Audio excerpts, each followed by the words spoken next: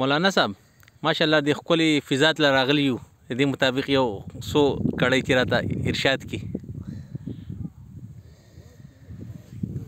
یاره اسرار اتل صاحب وایي که نه داسې چمنونو ته او داسې ځای ته چې راشي نو انسان ته خپل ماشومتوب را یاد شي. د دې ماشومتوب ډېره ښکلې عکاسي اسرار اتل صاحب کړې ده.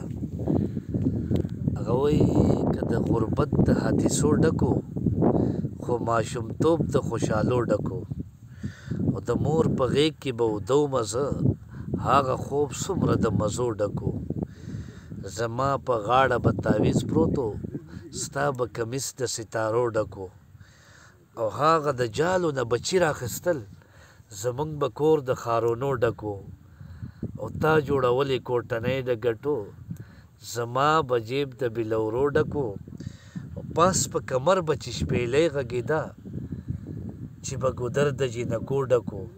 وایي اتله هېڅ نه و خو هر څه ډېرو چې نیت صفا زړه د پښتو ډکو چې نیت صفا زړه د پښتو ډکو.